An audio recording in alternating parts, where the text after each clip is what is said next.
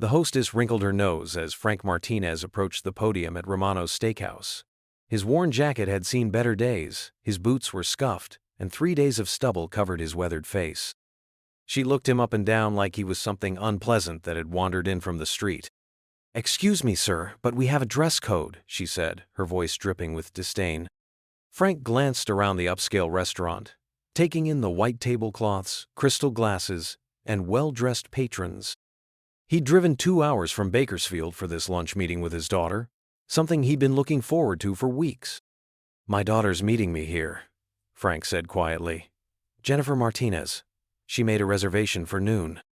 The hostess, a young woman with perfect makeup and an attitude to match, scrolled through her tablet. "I don't see any Martinez reservation." "Check under Jennifer Hartley. She might have used her married name." More scrolling. More attitude. Still nothing. Frank pulled out his phone and showed her the text message from Jennifer confirming the lunch date. The hostess barely glanced at it. "Sir, even if you do have a reservation, we can't seat you looking like that. This is a fine dining establishment." "I understand you have standards," Frank said, his voice still calm. "But I drove a long way to have lunch with my daughter. Perhaps you'd be more comfortable at the Denny's down the street." The words hit Frank like a physical blow. He'd faced enemy fire in Vietnam, had shrapnel pulled from his leg without anesthesia, had watched good men die in rice paddies half a world away. But somehow this young woman's contempt cut deeper than any of that. "Look, I know I don't look like your typical customer," Frank said. "I've been working construction all week. But I have money, and I have a right to eat here." "Not looking like that, you don't." Other diners were starting to stare. Frank felt their eyes on him, judging, dismissing. A businessman in an expensive suit whispered something to his companion, who laughed softly. The manager approached, a thin man in his 40s with slicked-back hair and a fake smile. "Is there a problem here?" "This gentleman doesn't meet our dress requirements," the hostess explained. The manager looked Frank over with the same disgusted expression. "Sir, we have clearly posted dress code standards. No work boots, no torn clothing, and definitely no," he gestured vaguely at Frank's appearance, "whatever this is." "My clothes aren't torn," Frank said. "They're just old. And dirty, and inappropriate for our establishment." Frank felt heat rising in his chest. 47 years ago, he'd worn a different uniform in the jungles of Southeast Asia. He'd earned 3 Purple Hearts, a Bronze Star, and the undying respect of the men who served beside him. But none of that mattered now. Now he was just an old man in work clothes, being humiliated in front of strangers. "I served this country for 3 years," Frank said, his voice getting harder. "I think I've earned the right to eat wherever I can afford to pay." The manager's expression didn't change. "Your service is appreciated, sir, but it doesn't give you the right to ignore our policies." "What policies? Being poor? Looking like I work for a living?" "Looking like you belong here, which you don't." The silence that followed was deafening. Every conversation in the restaurant had stopped. Every eye was on Frank, watching him absorb the public humiliation. Frank reached into his wallet and pulled out 3 $20 bills, placing them carefully on the hostess stand. "For the inconvenience," he said quietly. He walked toward the door, his back straight despite the shame burning in his chest. Behind him, he heard the manager say something about maintaining standards, and the hostess giggle. Outside in the parking lot, Frank sat in his 20-year-old pickup truck and called Jennifer. "Dad, where are you? I'm running late, but I'll be there in 10 minutes. "Don't bother, sweetheart. They wouldn't seat me." "What do you mean they wouldn't seat you?" Frank told her what happened, trying to keep the anger out of his voice. Jennifer was a successful attorney, married to a doctor, living in a world where people like her father were invisible. "Dad, that's discrimination. We should sue them." "It's not discrimination. It's just life. It's not right." "Lot of things aren't right, honey. Doesn't mean we can fix them all."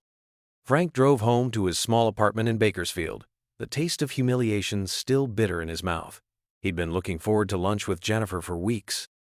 She was busy with her law practice, her husband, her kids. They rarely had time to talk anymore. He heated up a can of soup and sat at his kitchen table, staring at the framed photo of his Army unit from 1976. 12 young men, full of pride and purpose, ready to serve their country. 3 of them never made it home. The rest scattered to the winds, trying to build lives in a country that had moved on without them. Frank had tried to move on too. He'd worked construction for 30 years, saved his money, raised his daughter after his wife died of cancer. He'd never asked for handouts, never complained about the nightmares or the pain in his leg where the shrapnel still sat. His phone rang. Unknown number. Frank Martinez? Yes. This is Channel 7 News. We understand you were discriminated against at Romano's Steakhouse today. Would you like to comment? Frank hung up. 20 minutes later, another call. This time from a different station. Then another. Somehow word was spreading. His phone buzzed with a text message from his neighbor. "You're on Facebook, man. Video's going viral." Frank didn't have Facebook, didn't own a computer. But apparently someone in the restaurant had recorded the whole thing and posted it online. By evening, the story was everywhere. The local news ran a segment called "Veteran Denied Service." The footage was grainy but clear enough. Frank standing at the hostess stand, the manager looking down at him with obvious disdain, the room full of people watching a 68-year-old veteran get humiliated for the crime of being poor. The comments were brutal. Half the people defended the restaurant's right to maintain standards. The other half were outraged. Frank turned off the TV and went to bed, wishing he could disappear. The next morning brought chaos. Frank's phone rang constantly. Reporters wanting interviews, veterans organizations offering support. Romano's corporate office calling to discuss the situation. His neighbor knocked on the door to tell him there were news vans in the parking lot. Frank ignored most of the calls, but one caught his attention. A woman from the local VA hospital. "Mr. Martinez, we've been trying to reach you about your benefits. The publicity has brought some things to our attention." "What things?" "You're entitled to disability compensation that you never applied for. Your Purple Heart qualifies you for additional support. We'd like to schedule an appointment." Frank had never pursued his benefits. Pride, mostly. He'd always managed to get by on his own. But the construction work was getting harder, and his back wasn't what it used to be. "I'll think about it." At 2 p.m., there was a knock at his door. Frank opened it to find a man in an expensive suit, flanked by 2 others who looked like Secret Service. "Frank Martinez?" "Depends who's asking." "Senator Robert Chen. I believe we served together in Vietnam." Frank stared at the man, trying to place the face. Older now, distinguished gray at the temples, but those eyes were familiar. Suddenly, he was 18 again, looking at a scared kid from San Francisco. "Bobby Chen? Little Bobby from Charlie Company?" "Not so little anymore." Chen smiled. "May I come in?" Frank stepped aside, still processing.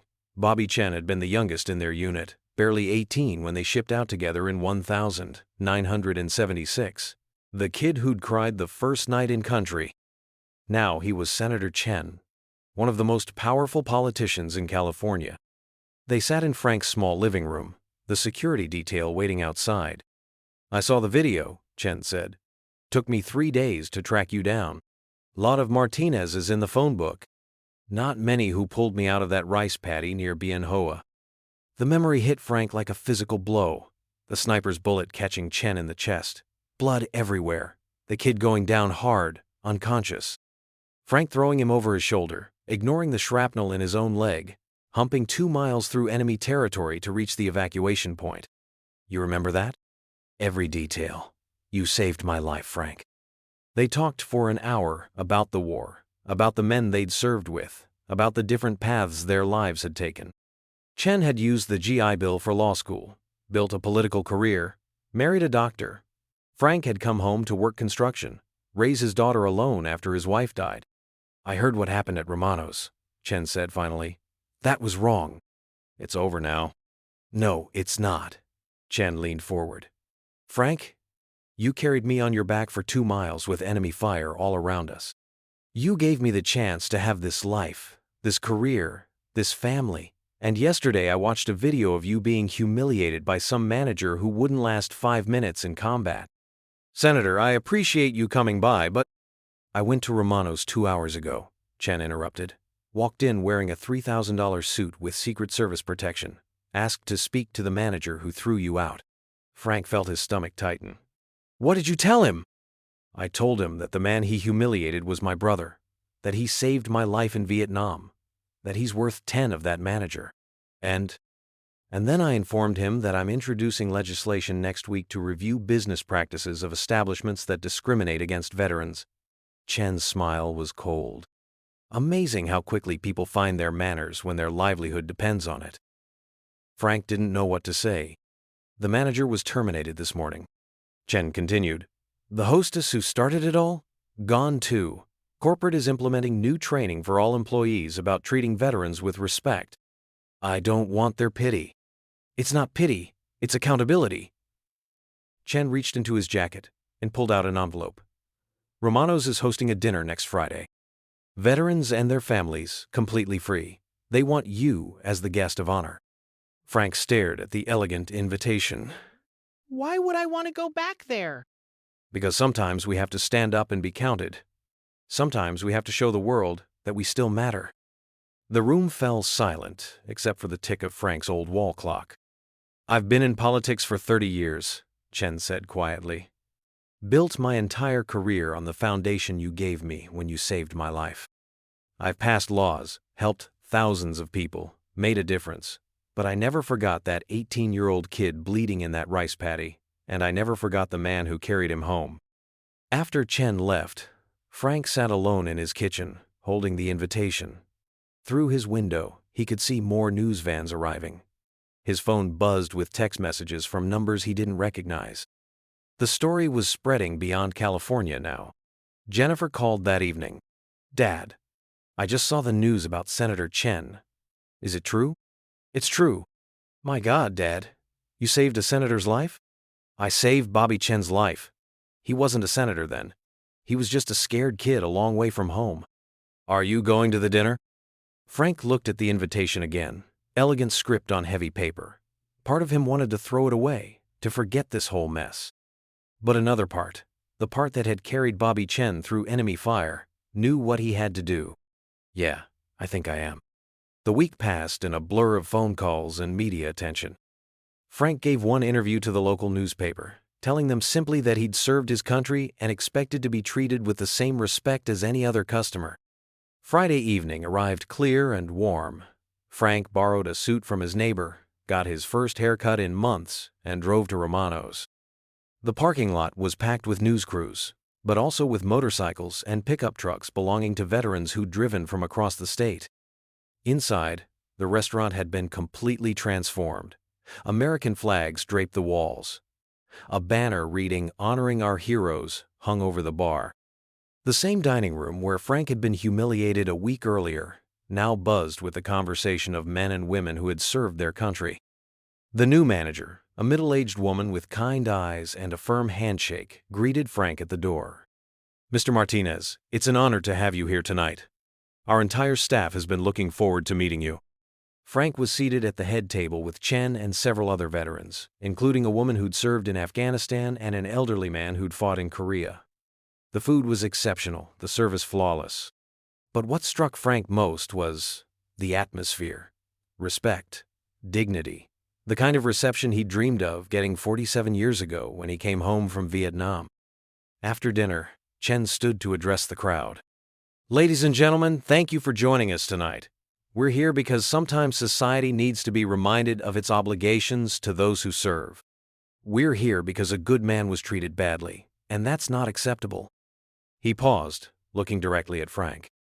I'd like you to meet Staff Sergeant Frank Martinez, United States Army, Purple Heart recipient, Bronze Star recipient, and the man who carried me 2 miles through enemy territory in 1976, saving my life and giving me the chance to serve California in the United States Senate.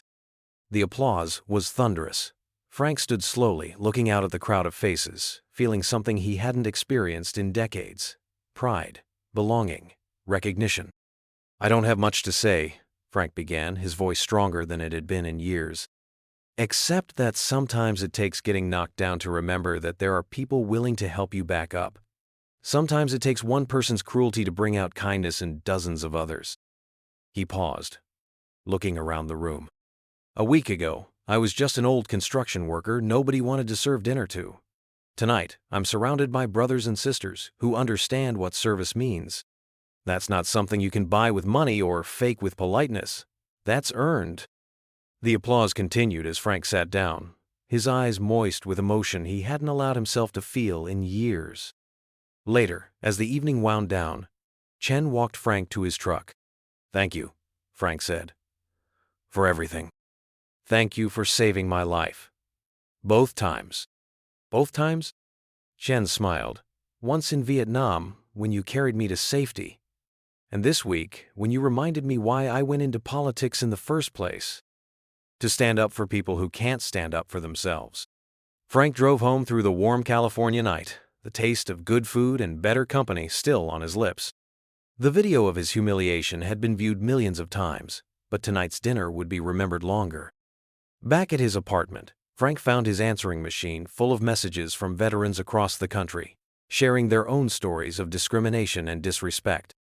But also, stories of pride, of service, of brotherhood that transcended time and geography. He looked at the framed photo of his Army unit again, at the young faces full of hope and courage. 3 were dead. 1 was a senator. The rest were scattered across America, fighting their own battles against indifference and age. But tonight, for the first time in years, Frank felt like he was part of something larger than himself again. Like he belonged. Like he mattered. The phone rang one more time. Another reporter. Frank turned off the ringer and went to bed, sleeping more peacefully than he had in months. The young hostess who had initially turned him away was Chen's daughter, working incognito to understand discrimination firsthand for her father's veteran advocacy legislation.